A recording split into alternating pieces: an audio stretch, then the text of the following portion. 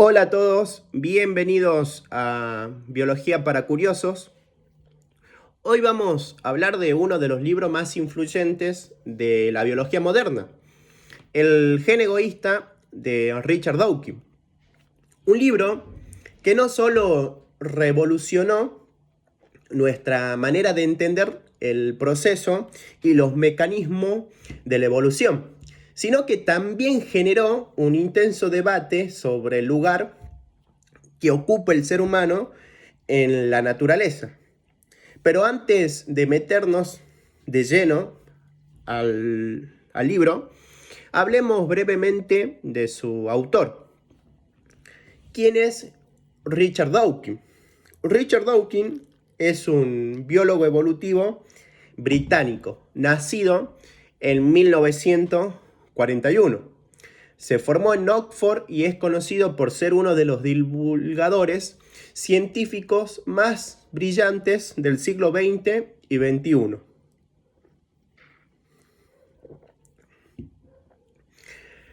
Además de su trabajo como científico, se convirtió en una figura pública por sus posturas sobre el ateísmo, la religión y el pensamiento crítico. Pero sin duda, el libro que lo lanzó a la fama y le dio la popularidad que hoy tiene fue el que publicó en 1976, The Selfish Gene, traducido como el gen egoísta. Podríamos empezar a recorrer lo que plantea el gen egoísta.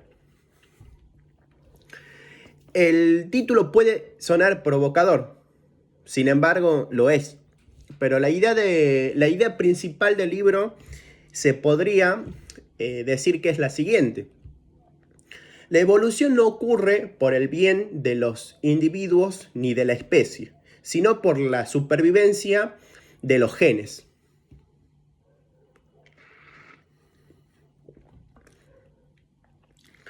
A partir de esta idea principal, se podría decir que los genes son las verdaderas unidades de selección natural. Y los organismos, como ustedes y como yo, o como un perro, un gato o una planta, no somos más que vehículos temporales que los genes usan para reproducirse y perpetuarse. Ahora, la interrogante que surge es, ¿qué significa que un gen sea egoísta? Cuando Dawkins dice que un gen es egoísta, no está hablando de emociones humanas. No quiere decir que el gen sienta egoísmo. Lo que Dawkins quiere decir es que los genes que mejor se replican, que se aseguran su propia supervivencia, son los que predominan en las siguientes generaciones. No importa si eso beneficia al individuo o no. Lo que importa es que el gen sigue existiendo. Este enfoque cambia la perspectiva de cómo entendemos la explicación de comportamientos como la cooperación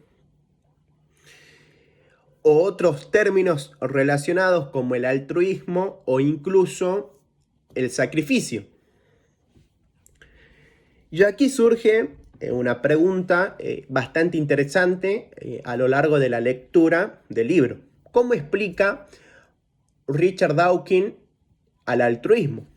Uno de los temas más interesantes que vamos a encontrar en el libro es cómo un gen egoísta puede dar lugar a comportamientos altruistas.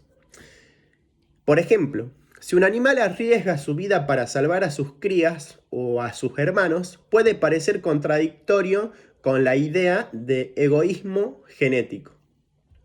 Pero aquí es donde Dawkins lo explica como un concepto clave: la selección de parentesco. Si ayudas a un familiar cercano, estás aumentando las posibilidades de que tus genes, que también están en ese familiar, se reproduzcan. Es decir, el altruismo entre parientes puede ser una estrategia genética para asegurar la supervivencia de los propios genes. Y aquí podríamos ir a otra idea bastante novedosa e interesante sobre el organismo como máquina de supervivencia.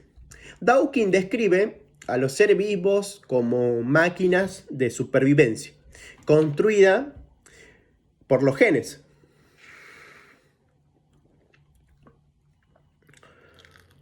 Somos vehículos diseñados con la finalidad de proteger y multiplicar ese material genético.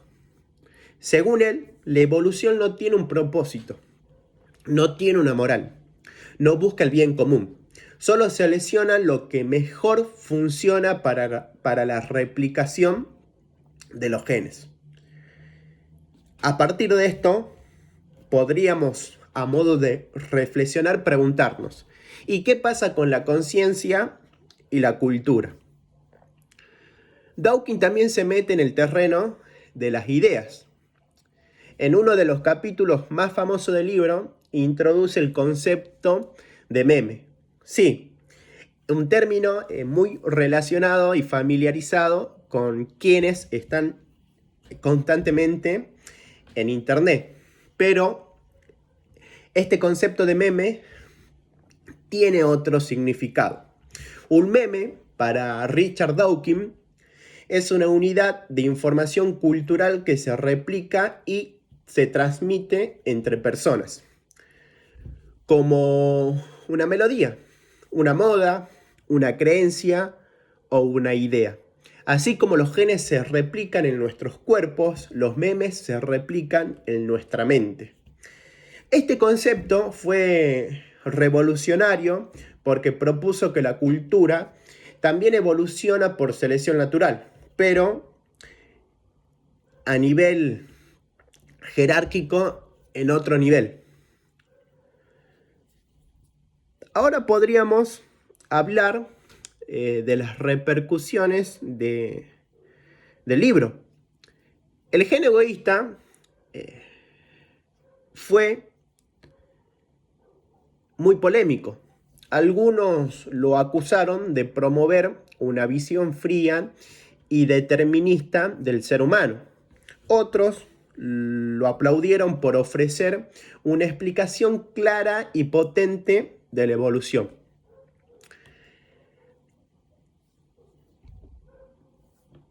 En medio de esta confrontación, uno no descarta que el libro cambió la forma en que muchos científicos y pensadores ven la biología, el comportamiento o incluso la cultura. Hoy en día, aunque algunos aspectos fueron matizados o superados por investigaciones más recientes, la idea central sigue teniendo un gran peso en el campo de la biología evolutiva. En resumen, Dawkins nos propone mirar la vida desde el punto de vista del gen, no del individuo. Aunque el título suene provocador, su propuesta nos ayuda a entender mejor por qué los seres vivos hacen lo que hacen, incluso cuando parece ir en contra de sus propios intereses. El gen egoísta no es solo un libro sobre biología, es un libro sobre cómo funciona la vida y sobre nosotros, los humanos. Aunque conscientes y complejos, seguimos siendo parte de esa red de replicación genética que empezó hace millones de años. Si te interesó esta idea y querés seguir explorando temas como evolución, ciencia y pensamiento crítico, seguime, porque se vienen más videos donde desarmamos libros como este, y si te quedaste pensando, como me pasó a mí la primera vez que leí este libro, entonces misión cumplida. Hasta la próxima, y eso fue todo.